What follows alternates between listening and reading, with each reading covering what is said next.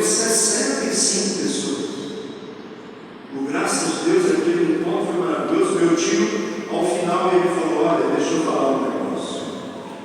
Eu reúno 100 pessoas aqui, e nós temos, a gente faz churrasco aqui no final de semana inteiro. Muitos saíram aqui e não chegaram às suas casas, porque infelizmente aconteceu algum acidente, ou talvez embriaguez, ou alguma coisa assim, e foram muitos anos assim. Hoje, eu estou vendo que nós passamos aqui 3 dias, e todo mundo está saindo embriagado, desde as crianças até o adulto. E eu tenho certeza que cada um vai chegar em sua casa, porque todos estão saindo aqui cheios do Espírito Santo de Deus, embriagados do Espírito Santo de Deus.